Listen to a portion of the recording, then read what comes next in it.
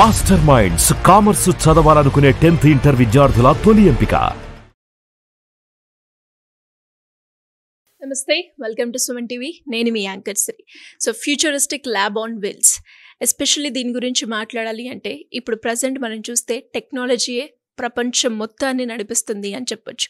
ఆ technology especially చిన్నప్పటి నుంచే చిన్నపిల్లలకి అర్థం కావాలి అన్న ఉద్దేశంతో ఎస్పెషల్లీ మారుమూల గ్రామంలో ఉన్న స్టూడెంట్స్ అందరికీ కూడా ఒక ఎడ్యుకేషన్ అవేర్నెస్ క్రియేట్ చేస్తూ లాంచ్ చేసిన బస్సే ఫ్యూచరిస్టిక్ ల్యాబ్ ఆన్ వీల్స్.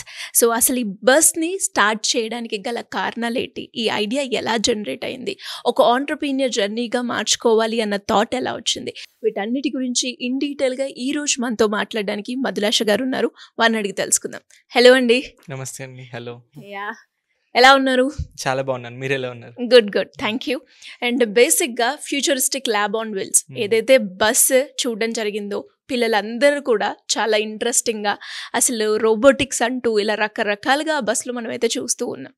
ఆ బస్ని అలా డిజైన్ చేయాలి అన్న ఆలోచన ఎందుకు వచ్చింది? బేసికలీ నేను చాలా చోట్ల చెప్పానండి. నేను ఏంటంటే ఒక గవర్నమెంట్ స్కూల్ నుంచి వచ్చాను అనమాట. అంటే నా స్కూలింగ్ మొత్తం ఒక గవర్నమెంట్ స్కూల్లోనే జరిగింది. చిన్నప్పటి నుంచి ఎందుకో తెలీదు, చాలా పరిస్థితుల వల్ల నాకు ఎలక్ట్రానిక్స్ అంటే చాలా ఇష్టం అనమాట. అంటే అప్పట్లో దాన్ని రోబోటిక్స్ అంటారు, ఎలక్ట్రానిక్స్ అంటారు అన్నది కూడా తెలీదు. జనరల్లీ చాలామంది పిల్లలు వాళ్ళకి ఏంటంటే బ్యాటరీస్తో కానీ లైట్స్తో కానీ ఎలా అయితే ఆడుకుంటారో నాకు అలా ఆడుకోవాలంటే చాలా ఇష్టం అనమాట. అలా వాటితో ఆడుకుంటూ కొత్త ప్రయోగాలు చేయడం స్టార్ట్ చేశాను. సో దాని తర్వాత స్కూల్లో నాకు చాలా ఎంకరేజ్మెంట్ వచ్చింది. లైక్ స్కూల్ టీచర్లు నన్ను వేరే కాంపిటీషన్స్కి తీసుకెళ్ళడం, అట్లా స్టేట్ లెవెల్, నేషనల్ లెవెల్ చాలా కాంపిటీషన్స్కి వెళ్ళాను అనమాట. సో అప్పుడు నాకు అంటే చదివానా స్కూల్లో అంటే నాకే గుర్తులేదు. కానీ నేనేం చేశాను, ప్రతిరోజు నా బ్యాటరీ ఎక్కడుంది, నేను చేసే ఐటమ్స్ ఎక్కడున్నాయి, నాకు చాలా ఆ మెమరీస్ ఇప్పటి వరకు ఉన్నాయన్నమాట. సో దాని తర్వాత నేను బీటెక్ చేద్దామని హైదరాబాద్ వచ్చాను. వన్స్ హైదరాబాద్ వచ్చిన తర్వాత నేను ఇక్కడ బీటెక్ ఎలక్ట్రానిక్స్ అండ్ కమ్యూనికేషన్ తీసుకున్నాను అనమాట. సో నేనేం ఎక్స్పెక్ట్ చేశానంటే కాలేజ్ థియరిటికల్గా కాదు, ఒక బోర్డు మీద క్లాస్ చెప్పరు. ఇంజనీరింగ్ కదా, స్కూల్లో అయితే బోర్డు మీద క్లాసులు చెప్తారు. ఇంజనీరింగ్ కాబట్టి కొత్తగా ఉంది టర్మ్. ఎలక్ట్రానిక్స్ అంటే నేను ఈసీ చేశాను అనమాట. ఎలక్ట్రానిక్స్ అంటే వాళ్ళందరూ ఒక బెంచ్ మీద ఈ ఎలక్ట్రానిక్స్ అన్ని వేసి మనకి రోజు చేపిస్తూ ఉంటారు, మనం అవి చేస్తా నేర్చుకోవచ్చు అని చెప్పి అనుకున్నాను అనమాట. రియాలిటీకి వచ్చేప్పటికి అంటే అదేం లేదనమాట. నేను అలా చూస్తా ఫస్ట్ 6 months అయిపోయింది, ఫస్ట్ సెమిస్టర్ అయిపోయింది. దాని తర్వాత చాలా బాధపడ్డాను. నేను కొంతమంది సీనియర్స్ని అడిగాను అనమాట, ఏంటి ఏదన్నా 3rd yearలో చెప్తారా లేదంటే 4th yearలో చెప్తారా నేను ఎక్స్పెక్ట్ చేసినట్టు అని చెప్పి వాళ్ళు 4th year వాళ్ళని అడిగితే, అరే నువ్వు అనుకున్నవన్నీ ఇక్కడ అవ్వవు, అలా ఉండదు రియాలిటీ. ఇంజనీరింగ్ అంటే ఇదిగో ఇలా థియరిటికల్గా చెప్తారు, ఫైనల్ ఇయర్లో లాస్ట్కి వచ్చిన తర్వాత ఒక ప్రాజెక్ట్ చేయాలి, అది కూడా చాలామంది అమీర్పేటలో తెచ్చుకుంటారు అని చెప్పారనమాట. నేను షాక్ అయ్యాను. షాక్ అయ్యి నేను ఎక్స్పెక్ట్ చేసింది ఇది కాదు, ఇప్పుడు నేను ఏం చేయాలని చెప్పి కొంచెం బాధపడిన తర్వాత నాకు ఒక క్లారిటీ వచ్చింది. మా బ్రదర్తో మాట్లాడిన తర్వాత, నువ్వు ఏమైతే అనుకుంటున్నావో నువ్వు చెయ్యి, కాలేజ్ సపోర్ట్ చేయకపోతే ఏముంది, నీకు ఆల్రెడీ అనుకుంటున్నావు కదా ఏదైతే చేయాలనుకుంటున్నావో నువ్వు స్టార్ట్ చేయని చెప్పాడనమాట. సో అప్పటి నుంచి నేను ఏం చేశానంటే నా రూమ్లోనే ఎలక్ట్రానిక్స్ అయితే తెచ్చుకుని, చిన్నప్పుడు నేను స్కూల్లో ఉన్నప్పుడు ఎలా చేసేవాడినో డైలీ అట్లా నేను కాలేజ్లో కూడా చేసేవాడిని అనమాట. సో దాని తర్వాత నాకు సబ్జెక్ట్ రావడము అట్లా మెల్లగా మొదలైంది. ఒక పాయింట్ వచ్చిన తర్వాత కరోనా టైం, అప్పుడు నేను 3-2లో ఉన్నాను అనమాట, 2020. Okay, BTech 3rd yearలో. సో ఆ టైంలో ఏంటంటే ఒక స్టార్ట్అప్ స్టార్ట్ చేద్దాము అంటే కొన్ని మీటింగ్స్ అవి అటెండ్ అయిన తర్వాత ఒక స్టార్ట్అప్ స్టార్ట్ చేద్దామని ఉంది. సో స్టార్ట్అప్ ఏం స్టార్ట్ చేద్దాము అంటే వేరే ప్రాజెక్ట్స్ మీద వర్క్ చేస్తున్నాను, నాకు ఫర్దర్ సపోర్ట్ రావట్లేదు అనమాట. అంటే కాలేజ్ నుంచి నేను చేద్దాం అనుకున్న ప్రాజెక్ట్కి సపోర్ట్ అడిగితే వాళ్ళు చేయట్లేదు. ఆర్ ఎల్స్ ఎవరైనా టీచర్స్ని అడుగుదాము ఆ పర్టికులర్ టెక్నాలజీలో ఉన్న వాళ్ళకంటే వాళ్ళకి అంటే టీచ్ చేస్తారు కానీ టీచింగ్ వరకు ఎక్స్పర్టైజ్ ఉంది, దాని తర్వాత దాన్ని డెవలప్ ఎలా చేయాలని చెప్పి వాళ్ళకి జీరో నాలెడ్జ్ అనమాట. సో సరే మనం ఒక స్టార్ట్అప్ స్టార్ట్ చేద్దాము, ఆ స్టార్ట్అప్లో మనం ఎందుకు టీచ్ చేయకూడదు స్టూడెంట్స్కి అని చెప్పి అనిపించింది అనమాట. సో అప్పుడు మనం అందరూ కోవిడ్లో ఉన్నాం కాబట్టి మనం ఈ చెప్పేది ఆన్లైన్ చెప్దాము ఫస్ట్. ఇప్పుడు నాకు ఎలాగో రోబోటిక్స్ ఎలక్ట్రానిక్స్ మీద చాలా నాలెడ్జ్ ఉంది, నేను చాలా చేశాను కాబట్టి నాకు వచ్చిన నాలెడ్జ్ని మనం ఎందుకు స్కూల్ వాళ్ళకి చెప్పకూడదు, నాలాగా వెయిట్ చేసే వాళ్ళు చాలామంది ఉంటారు కదా అని చెప్పి అనిపించి ఆన్లైన్లో టీచ్ చేయడం స్టార్ట్ చేశాను అనమాట. సో దాని తర్వాత మెల్లమెల్లగా వేరే ప్రొడక్ట్స్ మీద వర్క్ చేయడం, అంటే కొత్త ఇన్నోవేషన్ ఏం చేయాలి, దాన్ని మార్కెట్లో సెల్ చేద్దాము, ఆ ప్రోడక్ట్ని మనకి కొంచెం మనీ వస్తాయి, ఆంటర్‌ప్రెన్యూర్‌షిప్ అంటే ఇలా ప్లాన్ బి ఉండాలి కదా అని చెప్పి అనుకున్నాను అనమాట. సో అలా వర్క్ చేస్తా వెళ్ళాను. కొన్ని ప్రొడక్ట్స్ ఏంటంటే ఆంటర్‌ప్రెన్యూర్‌షిప్లో చాలామంది ఫస్ట్ చేసే తప్పు ఏంటంటే మార్కెట్ ఫిట్, అంటే అది మార్కెట్లో ఫిట్ అవుతుందా లేదా అని చూసుకోరనమాట. ఆర్ ఎల్స్ కాంపిటీషన్ ఉందా లేదా, ఆ ప్రోడక్ట్ ఆల్రెడీ ఎగ్జిస్టింగ్లో ఉందా లేదా. అంటే ఫర్ ఎగ్జాంపుల్ ఎవరికైనా ఒక గ్లాస్ చేయాలి అనిపిస్తే వాళ్ళు ఇమీడియట్గా చేసే రూమ్లో కూర్చుంటారు, 6 months కష్టపడతారు, చేసేస్తారు. కానీ అది బయట పనిచేస్తుందా లేదా, ఆర్ ఎల్స్ అది ఆల్రెడీ ఎగ్జిస్టింగ్లో ఉందా లేదని చెక్ చేసుకోరనమాట. ఫస్ట్ ఇయర్ మొత్తం నేను అదే చేశాను. అంటే నాకు వచ్చిన ఐడియా అలా నేను ఇంప్లిమెంట్ చేయడం, బయటికి ఎవరికి చెప్పకుండా. అది రియాలిటీకి వచ్చి చూస్తే ఆల్రెడీ అలాంటి ప్రొడక్ట్ ఎగ్జిస్టింగ్లో ఉన్నాయన్నమాట. సో ఆ టైం అంతా వేస్ట్ అయింది. సో మనం కొత్తగా చేద్దాము అంటే మళ్ళీ ప్రొడక్ట్స్ మీద ఎందుకు ఫోకస్ చేయడము, అసలు మన ఎక్స్పర్టైజ్ ఏంటి, ఈ ఎడ్యుకేషన్లో మన స్టూడెంట్స్ ఫీడ్బ్యాక్ ఆల్రెడీ చూసాము, వాళ్ళు ప్రాజెక్ట్ చేసి పంపిస్తున్నారు, నాకు హ్యాపీనెస్ ఇక్కడే తగ్గుతుంది, దీన్ని మనం ఎందుకు కెరియర్ పాత్గా మనం చూస్ చేసుకోకూడదు అనిపించింది అనమాట 2021లో. సో అప్పుడు ఇట్లా ఎడోధ్వజ అని ఒక కంపెనీ స్టార్ట్ చేద్దాము. అది కాన్సెప్ట్ ల్యాబ్ ఆన్ వీల్స్ అనమాట. అంటే ఒక మొబైల్ బస్ లోపల ఈ టెక్నాలజీస్ అన్ని ఇంటిగ్రేట్ చేసి మనం స్కూల్స్కి కాలేజెస్కి వెళ్తే అక్కడ ఉన్న స్టూడెంట్స్కు ఏదంటే నాలాగా ఎక్స్పెక్ట్ చేసే వాళ్ళు చాలా మంది ఉంటారు. స్కూల్లో ప్రాక్టికల్గా నేర్పిస్తారు, ఏంటంటే ప్రాక్టికల్గా నేర్పించినప్పుడే వాళ్ళకి ఆ స్కోప్ అర్థమవుతుంది. సో నాలాగా వెయిట్ చేసే వాళ్ళందరి కోసం నేనే ఎందుకు ఇనిషియేషన్ తీసుకోకూడదు అని చెప్పి అలా స్టార్ట్ చేశాను అనమాట 2021లో. సో 2021లో ఫ్యూచరిస్టిక్ ల్యాబ్ ఆన్ వీల్స్ అయితే వచ్చేసింది అంటారా? అలా ఐడియా వచ్చింది 2021 జూన్ 13న మా కంపెనీ అయితే స్టార్ట్ చేసాం అనమాట. ఇంకొక 2 monthsలో 4 years యానివర్సరీ అవుతుంది. సో ఏంటంటే అప్పుడు స్టార్ట్ చేసాము, కానీ లాస్ట్ ఇయర్ జూన్ 10న మా బస్ అయితే లాంచ్ అయింది అనమాట. రేవంత్ రెడ్డి గారు మా బస్ లాంచ్ చేశారండి. So super. అంటే ఇప్పుడు మీరు ఏదైతే అన్నారో ఒక బస్లో పిల్లలకి ఎడ్యుకేషన్ అండ్ అలాగే సైన్స్ ఎలా ఉంటుంది, టెక్నాలజీ ఎలా యూజ్ చేయొచ్చు, దాన్ని ప్రాక్టికల్గా ఇది ఎవరైనా చేయొచ్చు, సాధ్యం అవుతుంది అని చూపించాలన్న ఉద్దేశంతో మీరు తీసుకురావడం జరిగింది. మరి ఇదంతా చూస్తే మనకి సోషల్ కాజ్ లాగానే కనిపిస్తుంది. అంటే ఇప్పుడు మనం బిజినెస్ పరంగా మాట్లాడుకుంటే ఇందులో ఇన్కమ్ సోర్స్ అనేది ఎలా ఉంటుంది? బేసికల్గా ఏంటంటే ఇప్పుడు మాది ప్రైవేట్ లిమిటెడ్ కంపెనీ అనమాట. సో ఈ ఐడియా నేను స్టార్ట్ చేద్దాం అనుకున్నప్పుడు నేను చాలామంది ఇన్వెస్టర్స్ దగ్గరికి అయితే వెళ్ళాను అనమాట. ప్రాజెక్ట్ ఇలా చేద్దాం అనుకుంటున్నాను, నా బస్సు ఉంటుంది, దాని నుంచి మేము స్కూల్స్కి వెళ్తే ఇలా ఛార్జ్ చేస్తాము, మనం గవర్నమెంట్ స్కూల్లో చేయాలనుకుంటే ఇక్కడ మనకి సిఎస్ఆర్ అని ఒక ఆప్షన్ ఉందన్నమాట, కార్పొరేట్ సోషల్ రెస్పాన్సిబిలిటీ. అంటే ప్రతి ఏవైతే మంచి టర్న్ ఓవర్స్ చేసే కంపెనీస్ ఉంటాయో వాళ్ళు ఇది సిఎస్ఆర్ పార్ట్ కింద కొంతమంది they need to do the social activities అనమాట. సో ఈ సోషల్ యాక్టివిటీస్లో ఎడ్యుకేషన్ కూడా వస్తుంది, మనం ఇక్కడ నుంచి కూడా మనం మన రన్వే కోసం ఏదైతే మనీ ఉంటుందో అక్కడి నుంచి తీసుకురావచ్చు. ఏంటంటే వాళ్ళు చేద్దాం అనుకున్న ఇదే పని, కానీ నాకు ఎనర్జీ ఉంది, ఐ కెన్ డూ ఇట్ అని చెప్పి నాకు చాలా మంది ఇన్వెస్టర్స్ ని అప్రోచ్ అయ్యారనమాట. కొంతమంది ఇనిషియల్ గా వాళ్ళు అంత సపోర్టివ్ గా లేకుండే, తర్వాత నాకు యుఎస్ నుంచి ఒక సంస్థ జార్జ్ మన్సన్ యూనివర్సిటీ నుంచి నాకు ఒక $1 lakh సపోర్ట్ వచ్చిందండి.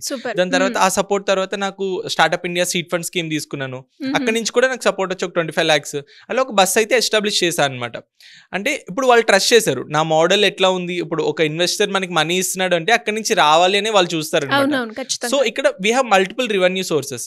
అంటే మనం స్కూల్స్ కి వెళ్తున్నాము, టీచ్ చేస్తున్నాము, అక్కడ ఎడ్యుకేషన్ అయితే అంటే సోషల్ కాజ్ లో కనిపిస్తుంది, బట్ మనం స్కూల్ ప్రైవేట్ స్కూల్కి వెళ్తే నేను ఛార్జ్ చేస్తాను డెఫినెట్గా, ఎందుకంటే వాళ్ళు ఫీజు తీసుకుంటారు పర్ స్టూడెంట్కి ₹350 కానీ ₹500 కానీ 1 dayకి మేము ఛార్జ్ చేస్తాం అనమాట. సో మినిమం ఒక 100 స్టూడెంట్స్ని తీసుకుని వాళ్ళకి ఫుల్ ఫ్లెడ్జ్డ్గా ఈ నాలెడ్జ్ ఇస్తాము. అంటే ఒక మూవీ చూసి, అంటే మూవీతో కంపేర్ చేయకూడదు బేసికలీ, అక్కడ వచ్చినప్పుడు ఏంటో ఒక ఎంటర్టైన్మెంట్ మనకి ఫీల్ వస్తుంది ఒక 3 hours లో, కానీ ఇక్కడ ఫుల్ నాలెడ్జ్ అనమాట. వాళ్ళ లైఫ్ లాంగ్ ఈ టెక్నాలజీ గురించి మర్చిపోరు ఆ 1 day ఒక వర్క్ షాప్ వల్ల అనమాట. ఫర్దర్గా మేము మల్టిపుల్ వర్క్ షాప్స్ చేస్తూ ఉంటాము, అంటే వాళ్ళకి DIY కిట్స్ ఇచ్చి వాళ్ళ స్కూల్లోనే రోబోటిక్స్ ఒక కాంపిటీషన్స్ అయ్యి పెడతా ఉంటాము. అలాగే వాళ్ళు కొత్త ఇన్నోవేషన్ ఎలా చేయాలి దీని గురించి కూడా వాళ్ళని ఎంకరేజ్ చేస్తూ ఉంటాం అనమాట. ఇలా మల్టిపుల్ రెవెన్యూ సోర్సెస్ అయితే ఉన్నాయి మా ఆర్గనైజేషన్కి. ఓకే.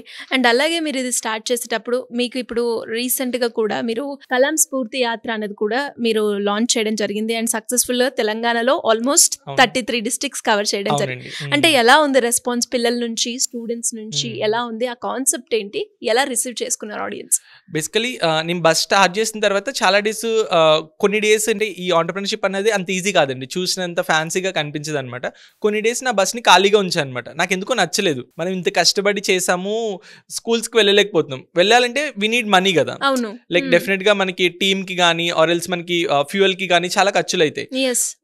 సో మనం ఒక ప్లాన్ వేద్దాం, యాక్షన్ ప్లాన్. నాకు బస్సు ఇంత మంచి చేసినా సరే ఒక పాయింట్ ఆఫ్ టైంలో నాకు సాటిస్ఫాక్షన్ లేదనమాట. నేను చేసిన బస్సు Tier 2 and Tier 3 సిటీస్కి తీసుకెళ్ళాలి అని చెప్పి, కానీ నేను బస్ లాంచ్ అయిన తర్వాత most of the schools within Hyderabad చేశానమాట. సో నాకు ఎందుకో నచ్చలేదు. సో ఒక యాక్షన్ ప్లాన్ వేద్దాము, మనం ఒక యాత్ర చేద్దాం తెలంగాణ మొత్తం, ఇలా బాగుంటుంది కదా అని ఒక ఐడియా వచ్చింది. ఐడియా వచ్చిన వెంటనే నేను కొంతమంది స్పాన్సర్స్ని, ఇలా CSR టీమ్ని చాలా మందిని కలవడం స్టార్ట్ చేశాను అనమాట. సో మనకి సేల్స్ ఫోర్స్ అన్న ఆర్గనైజేషన్ మా ఈ కలాం స్ఫూర్తి యాత్రకి సపోర్ట్ చేసిందనమాట. సో మనం ఏంటంటే ఈ యాక్షన్ ప్లాన్ ఇచ్చాము, నేను ఇట్లా నా దగ్గర బస్సు ఉంది, నేను యాత్ర ఎంటైర్ తెలంగాణ తిరుగుదాం అనుకుంటున్నాను, ఒక డిస్టిక్లో ఒక స్కూల్లో మనం ఇన్స్పైర్ చేస్తే రేపు పొద్దు నుంచి వాళ్ళే రేపటి కలాంగా మారుతారు. అందుకే దీనికి కలాం స్ఫూర్తి యాత్ర, మన కలాం గారి స్ఫూర్తి తీసుకుని పెట్టడం జరిగిందండి. సో వాళ్ళు ఫ్యూచర్ ఇన్నోవేటర్స్ అవుతారు అనమాట. రేపటి కలాం అవ్వచ్చు, లేకపోతే అంతకన్నా పెద్దగా అవ్వచ్చు, ఏదో ఒకటి ఇన్వెన్షన్ చేయాలి అన్న ఆలోచన రావచ్చు. ఎగ్జాక్ట్లీ. సో వాళ్ళకి ఏంటంటే ఎందుకు చదువుతున్నామో పర్పస్ తెలియదు చాలా మందికి. ఇప్పుడు మా టెస్టిమోనియల్స్ కానీ మీరు అన్ని చూస్తే మా వెబ్సైట్లో కానీ ఆర్ ఎల్స్ మా ఇన్స్టాగ్రామ్లో కానీ, సో అక్కడి నుంచి క్లియర్గా తెలుస్తుంది అనమాట. చాలా మంది స్టూడెంట్స్కి వాళ్ళకి సైన్స్ ఎందుకు చదువుకుంటున్నారు, మ్యాథ్స్ ఎందుకు చదువుకుంటున్నారు క్లారిటీ ఉండదు. కానీ ప్రెసెంట్ ఎగ్జిస్టింగ్ టెక్నాలజీలో వాళ్ళు చదువుకునే సబ్జెక్ట్స్ ఎక్కడెక్కడ ఉన్నాయి, ఎలా ఇంక్లూడ్ చేయొచ్చు, అలాగే వాటిని ఈ టెక్నాలజీ యూస్ చేసి ఎలా కొత్త ఇన్నోవేషన్ ఎలా చేయాలి, ప్రాబ్లమ్కి ఒక సొల్యూషన్ ఎలా ఫైండ్ అవుట్ చేయాలి అన్నది మేము క్లియర్గా ఎక్స్ప్లెయిన్ చేసామన్నమాట. దీనివల్ల అంటే నేను చూశాను, అంటే ఈ 2 months ఆఫ్ జర్నీ అనమాట కంప్లీట్గా కలాం స్ఫూర్తి యాత్ర. కొంతమంది స్టూడెంట్స్ అంటే నాకు చాలా దగ్గర అయిపోయారనమాట.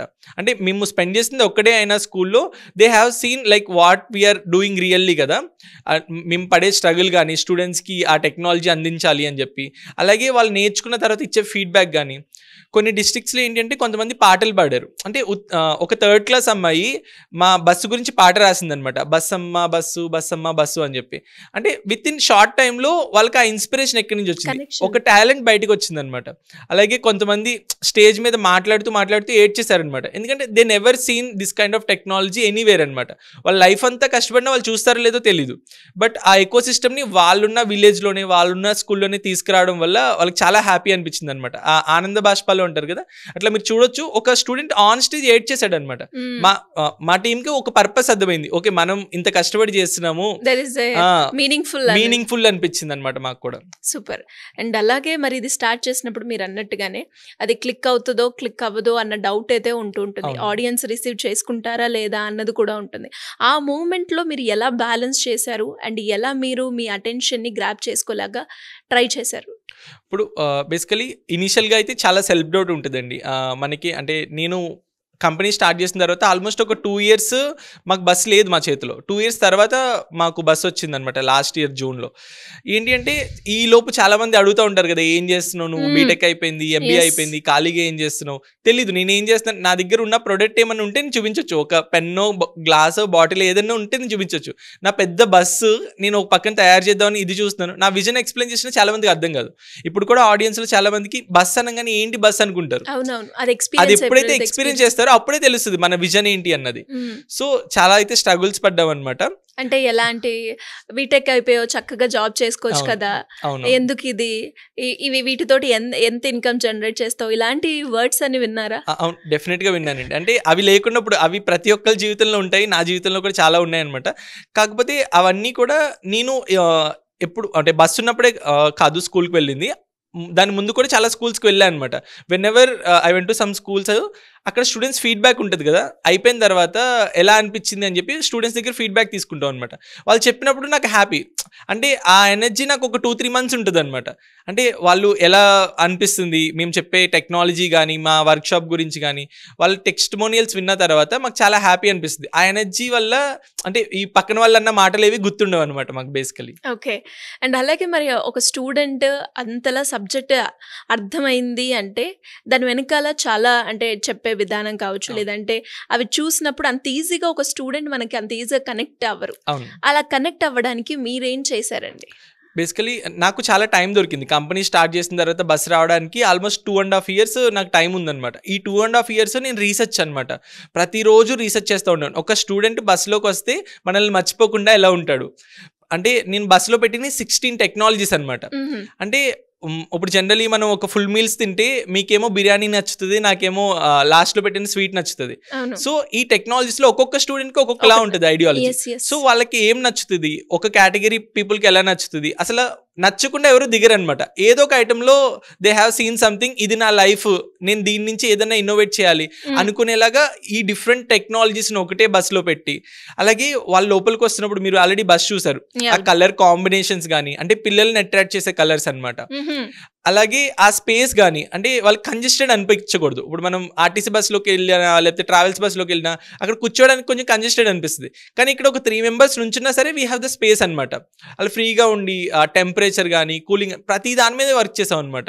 ఈవెన్ మీరు చూస్తే మన బస్సెస్ సోలార్, అంటే మేము ఇన్ ఫ్యూచర్ ఏవైతే ప్రాబ్లమ్స్ ఫేస్ చేస్తామో, స్టూడెంట్ లోపలికి వచ్చి ఏమి ఇమాజిన్ చేసుకుంటాడు, వాడు happy mood or else innovation mood, ఈ రెండు తప్ప వేరే మూడ్లోకి వెళ్ళకూడదు అన్న దాంతో 2.5 years ఆల్మోస్ట్ ఈ రీసెర్చ్ మీద అయితే టైం స్పెండ్ చేశాను అనమాట. గ్రేట్. అంటే రీసెర్చ్ వెనకాల బస్ సైకాలజీ ఉంది అని అనొచ్చు. అంటే ఎలా ఉండాలి, ఎలా డిజైన్ చేయాలి, ఎలా డిజైన్ చేస్తే కంఫర్ట్ ఉంటుంది. అండ్ ఇది ఒక్కటి మీరు ఒక్కరే చేశారా, లేదంటే మీతో పాటు ఇంకా ఎవరైనా పార్ట్నర్స్? అంటే టీం ఉందండి. పార్ట్నర్ అంటే నా ఆర్గనైజేషన్ నేను మా సిస్టర్ కలిపి పెట్టాం అనమాట. షీఈ్ ఏ ఫార్మడీ డాక్టర్ అనమాట, మన కాకినాడలో చేస్తున్నారు. సో కానీ షీ ఇంటూ అదర్స్ వేరే స్ట్రీమ్లో ఉన్నారు తను, కానీ నేనే నా ఆర్గనైజేషన్ రన్ చేస్తాను. కానీ టీం అయితే ఉందండి, టీమ్ ఎఫర్ట్ కూడా ఉంది. అంటే ఐడియాలజీ నాదైనా సరే ఒక సెర్టైన్ ఆస్పెక్ట్స్లో కొంతమంది బస్ డిజైనింగ్లో వర్క్ చేస్తారు, కొంతమంది ఏంటంటే ఏమైనా రీసెర్చ్ చేసేటప్పుడు ప్రతిదీ అంత రీసెర్చ్ నేను చేయాలంటే కష్టము, కానీ నేను ఒక ఐడియా ఇచ్చి టీంని పెట్టి వాళ్ళ చేత నేను చేయించడం అట్లా అయితే జరిగిందండి. సూపర్.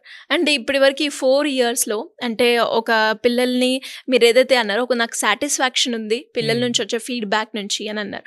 అండ్ అలాగే పేరెంట్స్ వైపు నుంచి కూడా మనం మాట్లాడుకుంటే ఇదంతా నువ్వు చేస్తున్నావు బాగానే ఉంది, నెక్స్ట్ ఏంటి, ఎలా ఉంటుంది నీ కెరియర్ ఏంటి అంటే, మనం బిజినెస్ పరంగా దీని గురించి మాట్లాడుతుంటే ఎంతవరకు నువ్వు ఇందులో మనీ జనరేట్ చేస్తావు అన్న క్వశ్చన్ కూడా వాళ్ళ దగ్గర నుంచి వస్తూ ఉంటుంది. మా పేరెంట్స్ అండి, వేరే వాళ్ళ పేరెంట్స్ జనరల్ మీ పేరెంట్స్ అయినా, అంటే మన పాయింట్ ఆఫ్ వ్యూలో మనం మనీ సోర్స్ అనేది క్రియేట్ చేయడం చాలా ఇంపార్టెంట్ కాబట్టి, అంటే ఎలా ఉంటుంది ఇందులో మనకి? బేసికలీ ఏంటంటే మనీ కూడా ప్రతి ఒక్కరికి ఇంపార్టెంటే అనమాట, కానీ నా primary objective impact, secondary money అన్నది నేను అనుకుంటున్నాను నా లైఫ్లో. ఏంటంటే ఇప్పుడు చాలా మంది ఉంటారండి మనకి సపోర్ట్ చేయడానికి. అంటే నేను ఒక ఎకో సిస్టమ్ని క్రియేట్ చేద్దాము, ఆ ఎకో సిస్టమ్ ఏంటంటే సెల్ఫ్ సస్టైన్గా వెళ్ళిపోవాలి. అంటే మన పాకెట్లో నుంచి మనీ కాదు, దానికి మనీ అదే జనరేట్ చేసుకోవాలి అన్న ఒక కాన్సెప్ట్ ఉందన్నమాట నాకు. ఫర్ ఎగ్జాంపుల్ నేను గవర్నమెంట్ స్కూల్లో చేద్దాము అనుకుంటే, లైక్ చాలామంది ఎన్ఆర్ఐస్ కానీ వీళ్ళు యూఎస్లో సెటిల్ అయిన వాళ్ళందరూ కూడా ఒక గవర్నమెంట్ స్కూల్ నుంచి వచ్చిన వాళ్ళే. వాళ్ళ స్కూల్కి ఏదో ఒకటి చేద్దాము అని ఉంటుంది. ఆ చేసేది ఒక వాటర్ క్యాన్ పెడతారు కొంతమంది, లేదంటే సోలార్ పెడతారు, లేదంటే ఒక గోడ పెడతారు, లేదంటే ఒక గేట్ కడతారు. అలా కాదు, మీరు అక్కడున్న స్టూడెంట్స్కి టెక్నాలజీని పరిచయం చేయండి. ఈ టెక్నాలజీని పరిచయం చేయడం వల్ల వాళ్ళ లైఫ్ లాంగ్ మిమ్మల్ని గుర్తుపెట్టుకుంటారు. అలాగే వాళ్ళ లైఫ్ని మీరు చేంజ్ చేస్తారు. ఒక స్టూడెంట్కి ఇచ్చినప్పుడు రోబోటిక్స్ ఉంటుందని తెలిస్తే వాడు కెరియర్ పాత్ ఏంటి అని వాడు చూస్ చేసుకుంటాడు అనమాట బయట ఉన్న టెక్నాలజీస్ని. సో వాళ్ళకి ఆ ఆప్షన్ ఇస్తున్నాం మేము. అంటే we have multiple revenue sources అనమాట. మీకు ఆల్రెడీ చెప్పాను సిఎస్ఆర్ అని చెప్పి. అలాగే ప్రైవేట్ స్కూల్స్లో చాలామంది ల్యాబ్స్ ఎస్టాబ్లిష్ చేద్దాం అనుకుంటున్నారు. వాళ్ళకి తెలీదు ఎక్కడి నుంచి ఎలా చేస్తే బాగుంటుంది టెక్నాలజీ. నేను ఆ రీసెర్చ్ మీద చాలా టైం స్పెండ్ చేశాను. స్టూడెంట్కి నచ్చేలా ఎలా చెప్పాలి, ఏ టెక్నాలజీని చెప్పాలి అంతా కూడా మేము ప్రిపేర్ చేసాం అనమాట. ఎవరైనా ల్యాబ్స్ పెట్టాలన్నా సరే వీ కెన్ డూ ఇట్ అనమాట. అలా మాకు మల్టిపుల్ రెవెన్యూ సోర్సెస్ లో ఈ ఆర్గనైజేషన్ అయితే రన్ చేస్తున్నాం అన్నమాట ప్రెసెంట్. అండ్ అలాగే టెక్నాలజీ ఆల్మోస్ట్ 16 టైప్స్ ఉన్నాయి అన్నారు. ఏంటేంటి అండి అవి?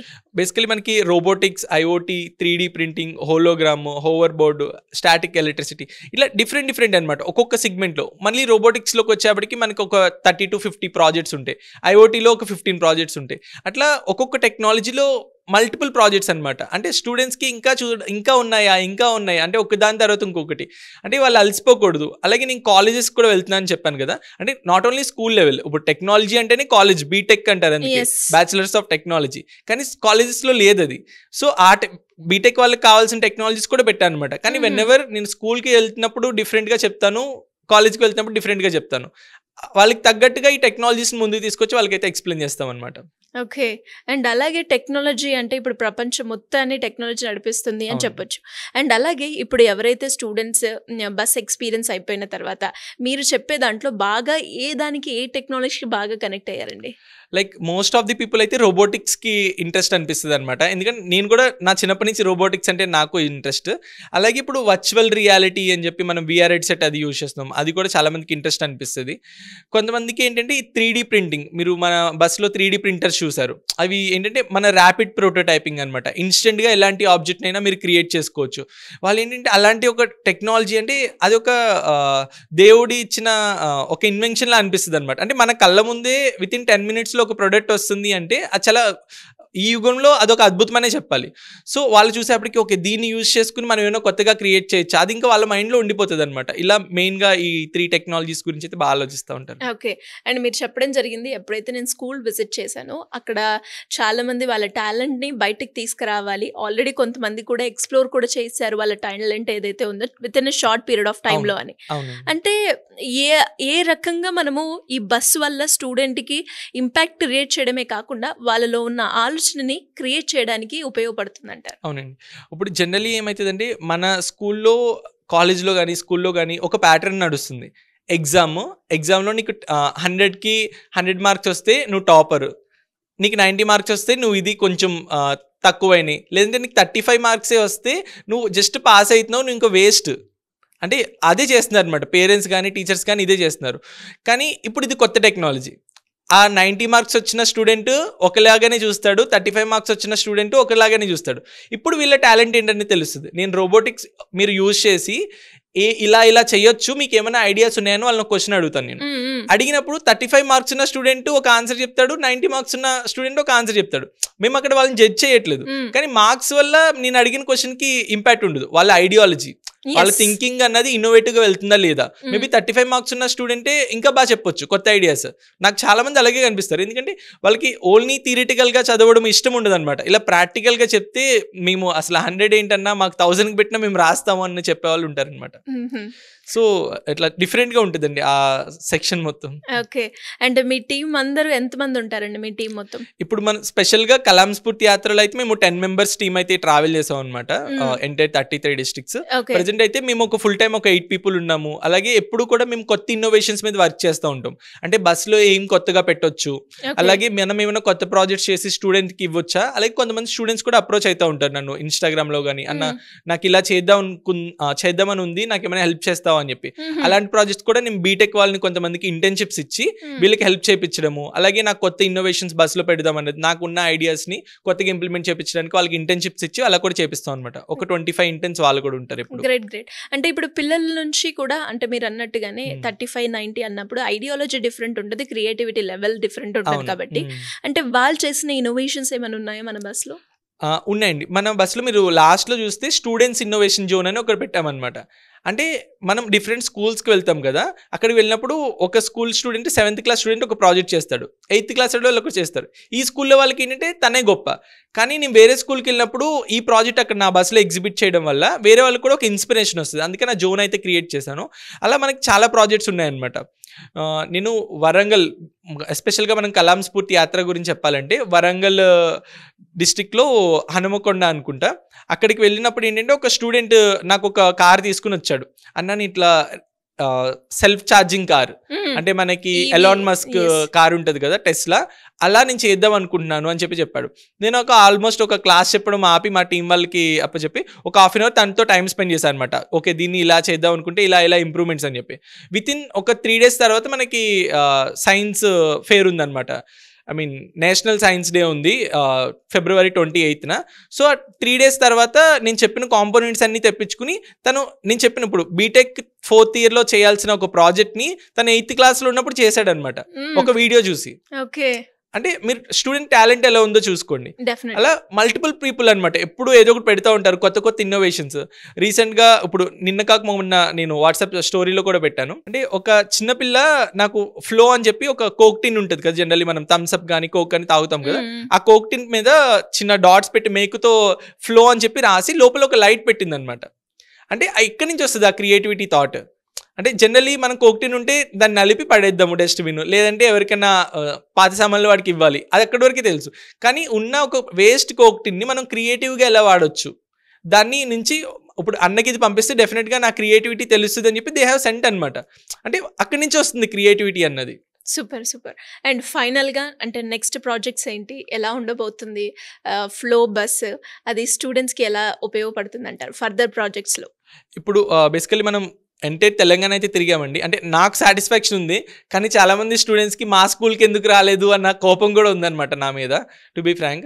కానీ ఇంకా నా ప్లాన్ ఏంటంటే తెలంగాణలో ఉన్న 33 డిస్ట్రిక్ట్స్లో డిస్ట్రిక్ట్ వచ్చి ఒక బస్సు, చిన్న కోరిక అండి, అలా డిస్ట్రిక్ట్ వచ్చి ఒక బస్సు పెడదామని ఉంది. దాని గురించి నేను వర్క్ చేస్తున్నాను ఆల్రెడీ. వేరే సిఎస్ఆర్ వాళ్ళని కనెక్ట్ అయ్యి మా ఫౌండేషన్ నుంచి, ఎడోదోజా ఫౌండేషన్ నుంచి నేనైతే ట్రై చేస్తున్నాను అనమాట. అలాగే నాది యాక్చువల్లీ ఏపీ, ఆంధ్రప్రదేశ్, కానీ నేను తెలంగాణలో యాత్ర చేశాను. నేను ఏపీలో యాత్ర చేద్దామని అనుకుంటున్నాను అనమాట. అది ఇంకా మనకి మెల్లగా అప్డేట్స్ అయ్యి వస్తాయండి. ఓకే, సో నెక్స్ట్ ఇప్పుడు Kalam Spoorthi Yatra coming soon on Andhra Pradesh. So great అండి, and all the best for your future projects. Thank you so much. Thank you. Suman టీవీలో మీ పర్సనల్ అండ్ బిజినెస్ ప్రమోషన్స్ కోసం కింది నెంబర్కి కాంటాక్ట్ చేయండి.